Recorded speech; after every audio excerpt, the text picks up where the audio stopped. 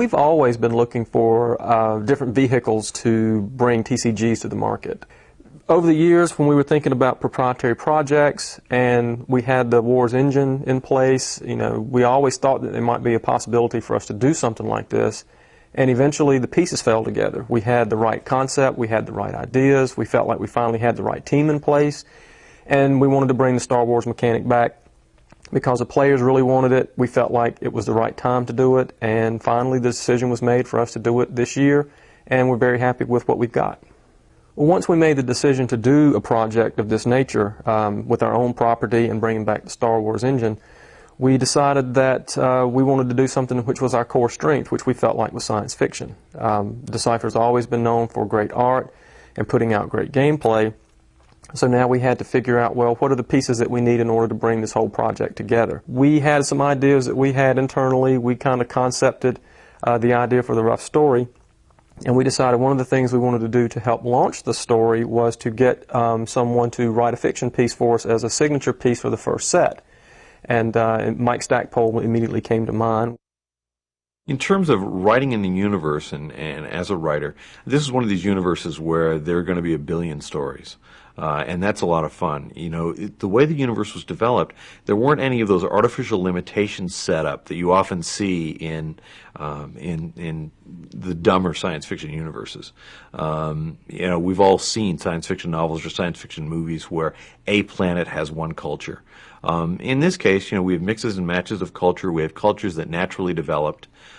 So this becomes a place where you have people who have motivations, they have directions, they have desires, and that makes putting together stories incredibly easy. The development process between us and Mike was a good collaboration, and we feel like that we all brought things to the table that make a good story. Well, once we decided we wanted to do a science fiction property, we decided that we should probably push it out into Earth's future a little bit because we wanted to give enough time for people to believe that some of the things we wanted to interject into the story could have happened.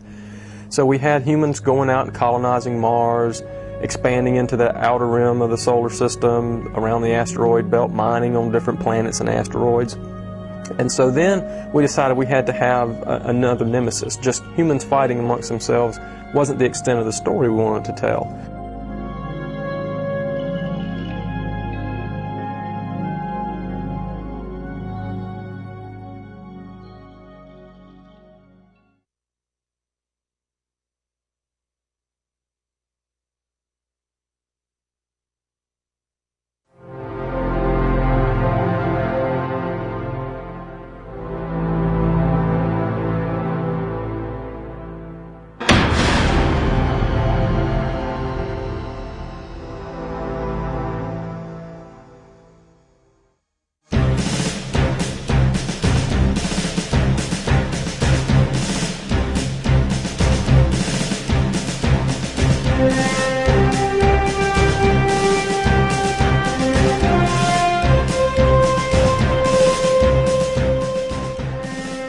From Earth's standpoint, they're motivated by the desire to recapitulate humanity.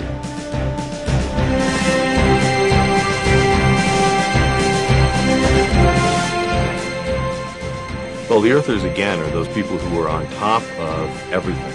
And the fun thing about the Earthers is that now that it's all taken away, they've got to figure out a way to try and get it back.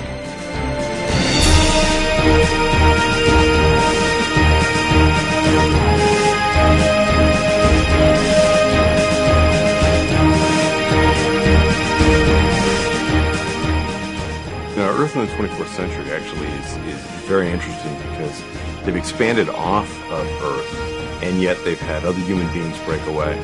So you have a very corporate-oriented Earth, and a clean look, a strong look, but it's also a frustrated look. I mean, here are these people who had their empire, and now it's all been taken away from them.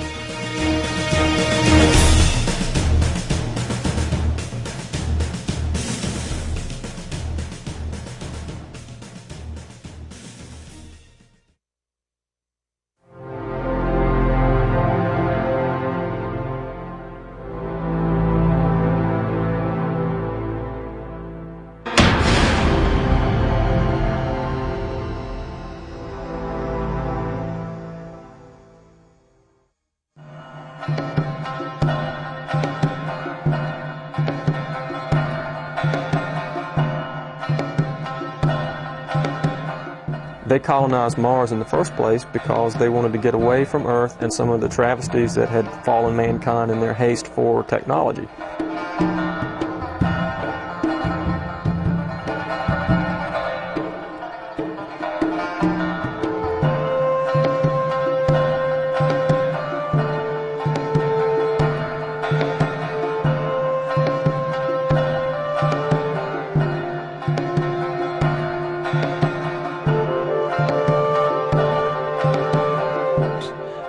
They're very spiritual people, and so in that way they're a lot more sensitive to things that Earthers just don't understand.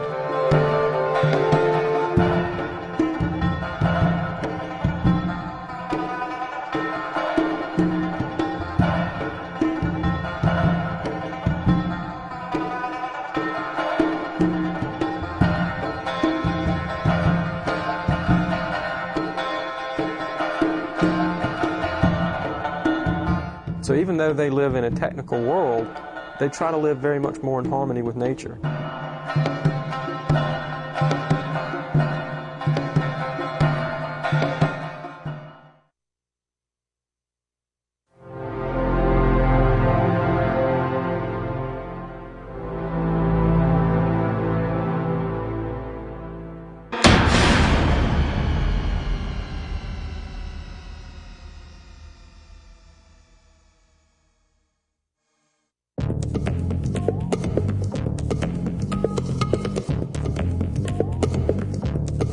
Pretty much in every society, you end up having people who are on the fringe.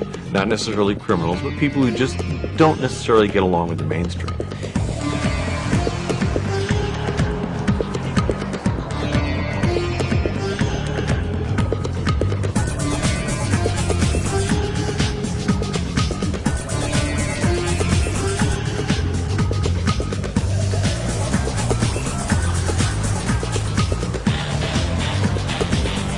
They take what they need, and by and large, they take what belongs to other people.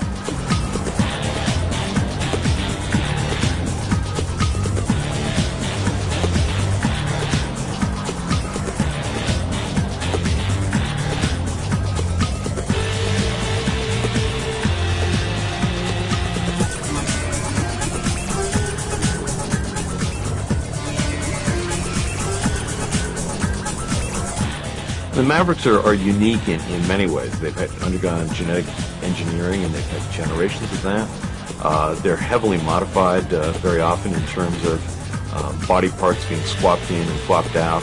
A lot of piercings, a lot of tattoos. You know, kind of Hell's Angels in the rings of Saturn.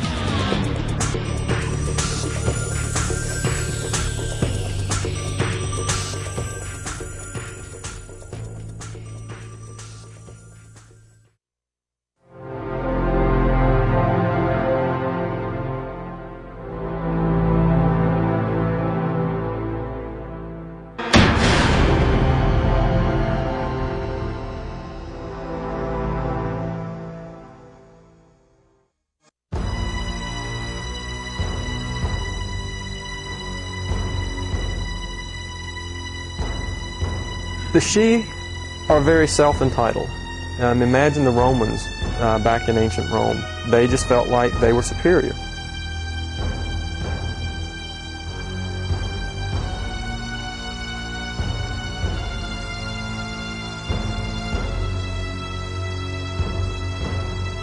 When they popped into our universe, suddenly they became humanity's problem.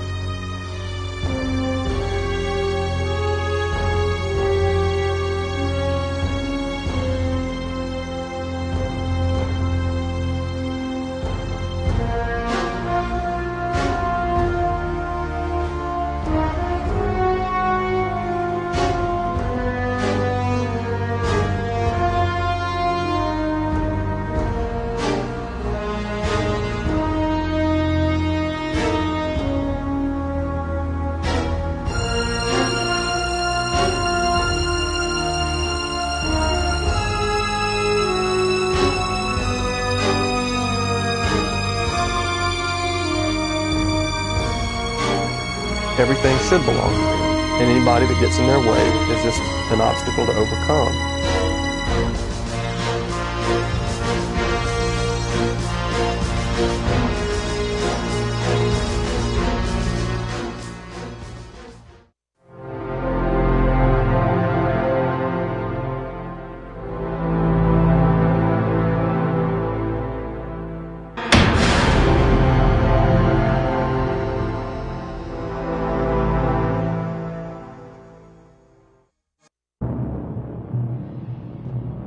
Are these huge bestial creatures, bipedal, but lots of horns, just very strong, very, very nasty, very, very tough to kill.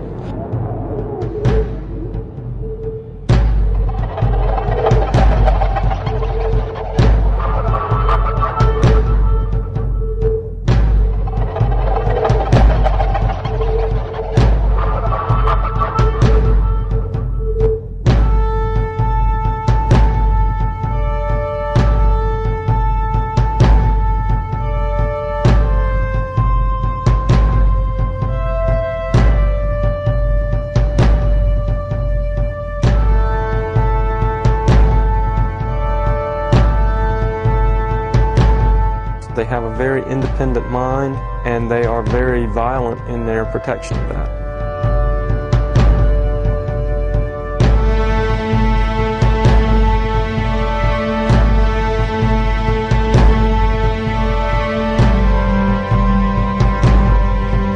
So they kind of come through into our universe with an attitude problem. So the Quay sort of shoot first and ask questions later.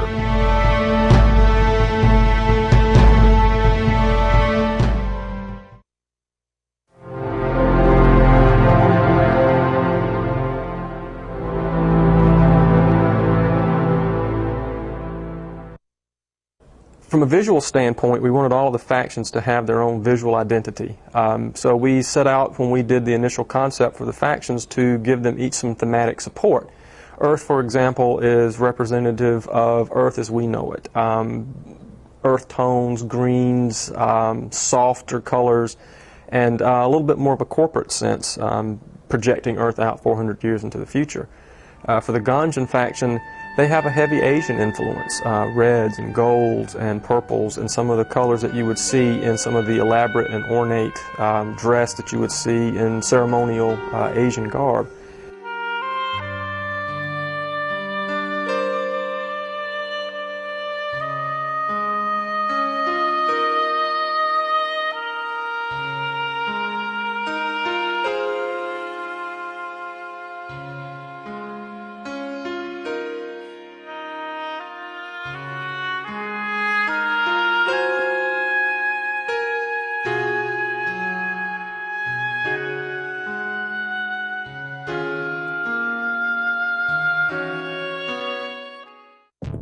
The Mavericks are one of the more eclectic factions that we have. They represent the junkyard wars of our factions. They're very dirty and metallic and rusty, like you would find if you worked in a mining colony.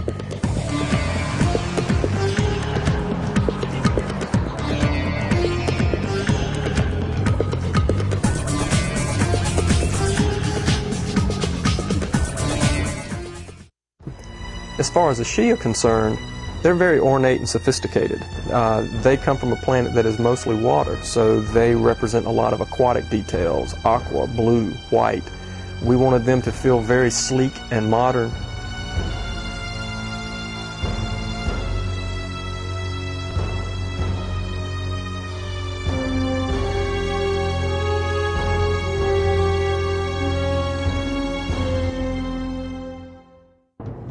And as far as the Quay, well, they really are the roughhousers. They are black and red and dangerous. We wanted to represent them being more of the rage in the universe.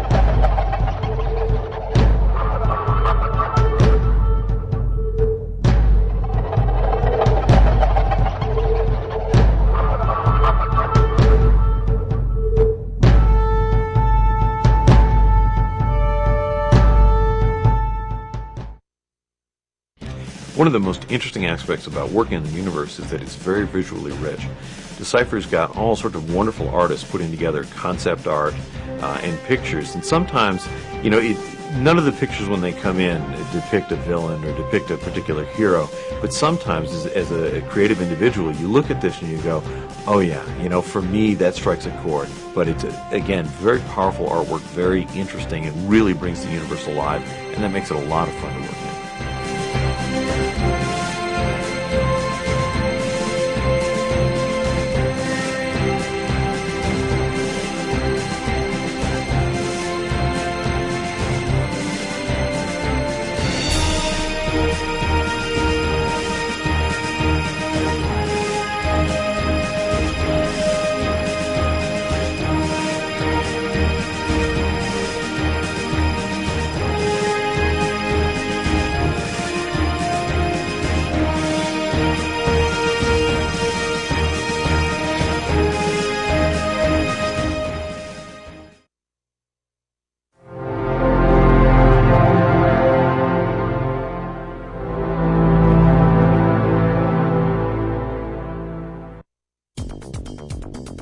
The story ends up adding so much to the universe, because what it does is it takes cards, which are artwork and numbers, adds background, adds dramatic drift.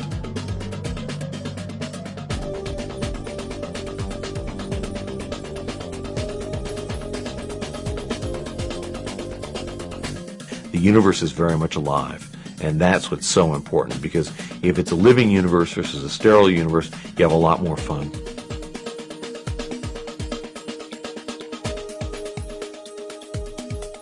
It's a very rich universe. It's also a universe that's going to be evolving, which is going to be interesting, and that means that there will be yet more stories as we go along. The Wars project is really the most ambitious project Decipher's ever undertaken. It really is a culmination of all the talent in our art department, games department, and all the contracted people that we've used to help us pull this together. It represents years of work in terms of concept. It represents the accumulated experience we have in the TCG industry, and we couldn't be happier with the product that we have. We feel like the team we pulled together, with some of the assistance that we've gotten from Mike Stackpole, John Howe, and too many other people to name, is just going to be a project that will really meet consumers' needs and really give them something that they can enjoy for years to come.